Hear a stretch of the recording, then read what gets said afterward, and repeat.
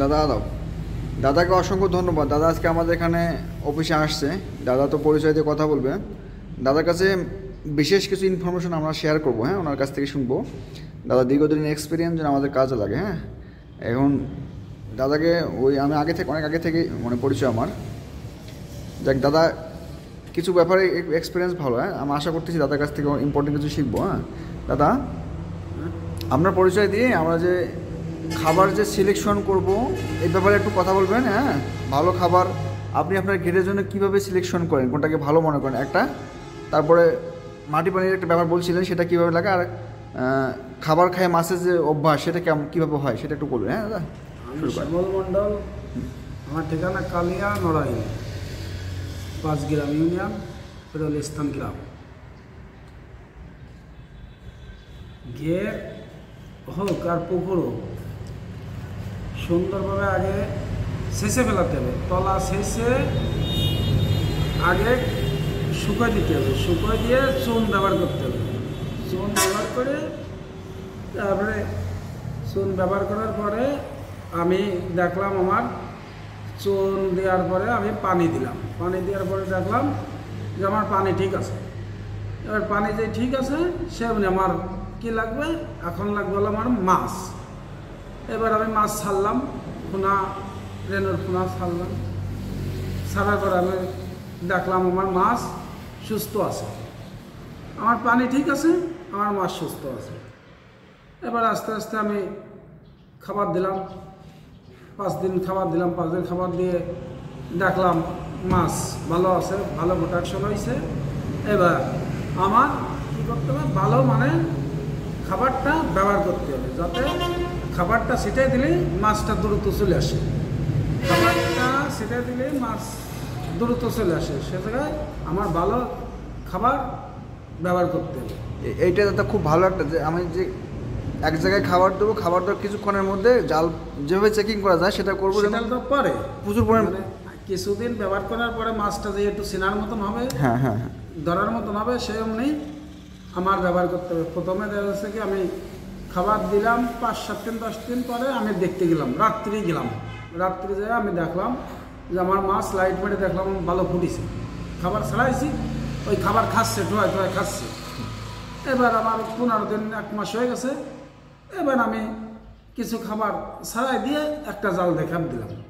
খ্যাপ দিয়ে দেখলাম এই খাবার যে জায়গায় ছাড়াইছি এই জায়গায় বা কয়টা ওঠে, আর যে জায়গায় খাবার না দিয়েছি সে জায়গায় কয়টা ওঠে। যেখানে খাবার দিয়েছি সেখানে 200 উঠলো, আর যেখানে খাবার নেই সেখানে মোটে 20টা উঠলো। তাহলে খাবারের গুণাগুণ আছে বলে মাছটা ওই জায়গায় আইছে। আর খাবারে যদি মান না থাকে, কোনো কেমিক্যাল না থাকে, খাবার তো খাতে আর মাছ আসবে না। এবার খাবার যতক্ষণ না আসবে, ভালো খাবার যদি না হয়, ওই পচবে, খাবার ফেলে আসবে, পচে যাবে, মাটিতে গন্ধ হবে। এবার কি হয়েছে, জলের অক্সিজেন নেই, মাছে অক্সিজেন পাচ্ছে না, অথচ মাছে যে খাচ্ছে না ওই খাবার, এটা অনেকে দেখে না, খাবারই খালি ফেলায় আসে। আর খাবার খালি বোঝা যায় মাছ আমার গ্রোথ বেড়ে যাচ্ছে। ভালো মানের খাবার খাওয়ালে মাছের গ্রোথ সপ্তাহান্তরে বেড়ে যায়। আর যদি আমার খাবার যদি ভালো মানের না হয়, আমি সপ্তাহে 3 সপ্তাহ খাওয়ালেও আমার গ্রোথ আর ভালো আসবে না। তার মানে খাবারের মধ্যে আছে মেকানিজম, কারিশমা। হ্যাঁ। কেউ যদি চিন্তা করে খাবার ছাড়া মাছ করবো, সেটা কি সম্ভব? এটা কি মানে কেমন কেমন দেখা যায়? খাবার ছাড়া কোনো মাছই হয় না। ঠিক আছে, খাবার ছাড়া যেরকম আমার একটা মানুষ আমার 3 বেলা খাতি হয়, তারই ভিতরে পানি খাতি হয়, অন্য কিছু খাতি হয়, তার ভিতরে 3 বেলা তো ভাত খাওয়া লাগে, সকালে, দুপুরে, রাত্রি।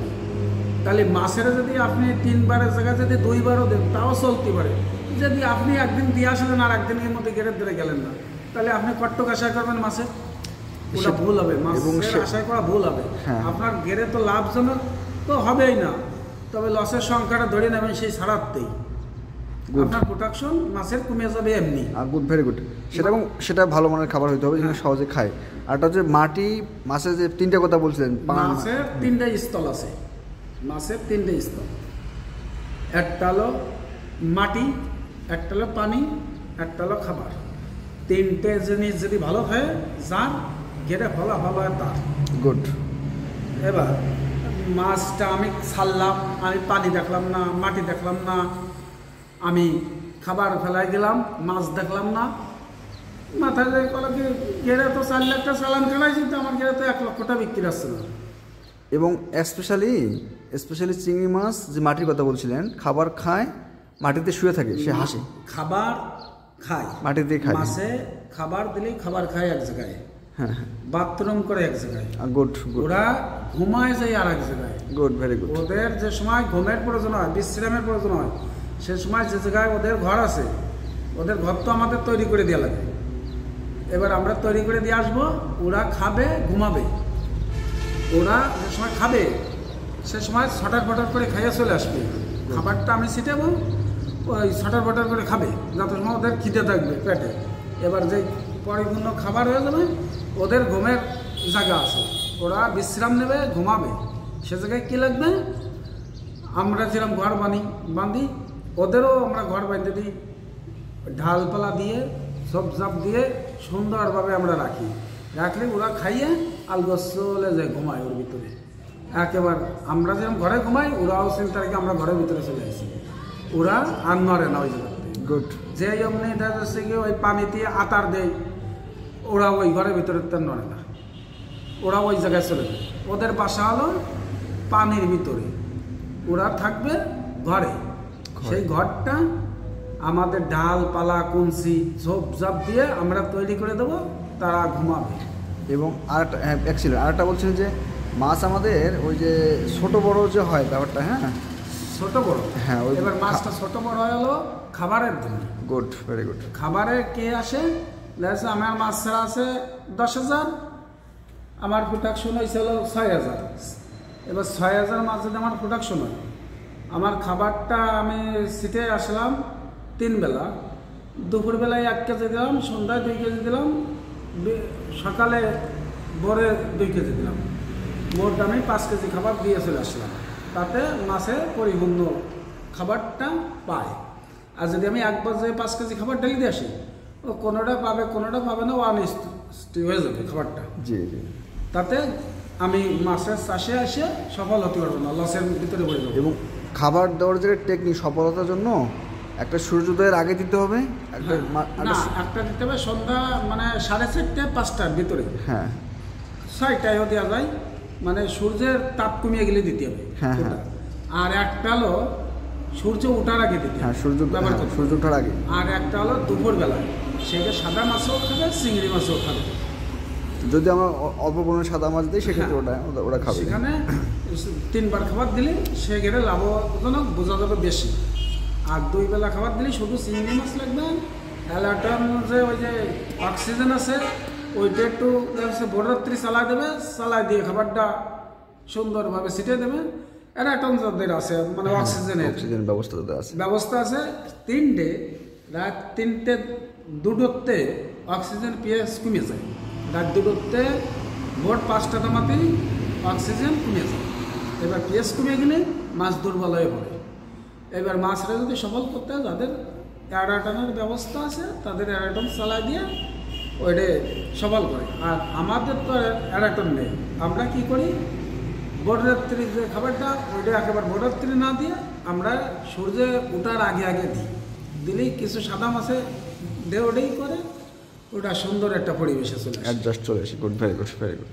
আর দুপুরবেলায় সাদা মাছের চিংড়ি মাছে একসাথে খাবার দিলেই ওইটা গোলাগালি যা করে, সেই অক্সিজেন আপনার রাত 11টা 12টা তোমাদের খায়। এবং সেক্ষেত্রে আমরা যে চিংড়ির ঘিরে যে মাছ সিলেকশন করব, নিশ্চয়ই বড় মাছ দেওয়া বেশি সুবিধা।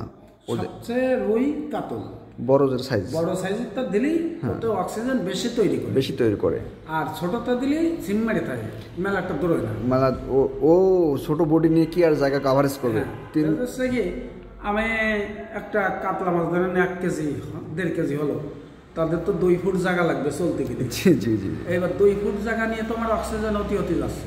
জি। আর আমার 50 গ্রামেরটা মাছে আমার কটটুক জায়গা মারবে, ওইভাবে অক্সিজেন কমে যাবে।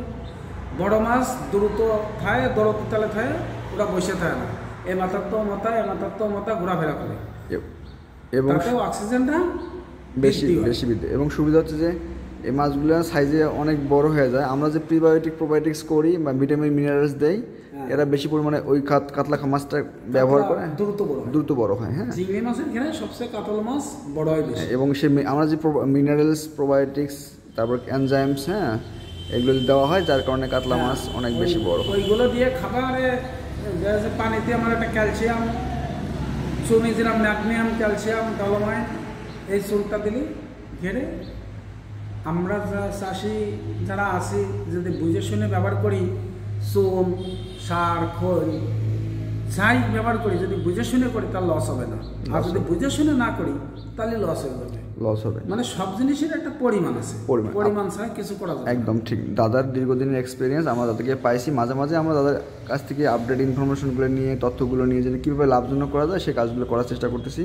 দাদাকে অসংখ্য ধন্যবাদ অনেক সুন্দর সময় দেওয়ার জন্য।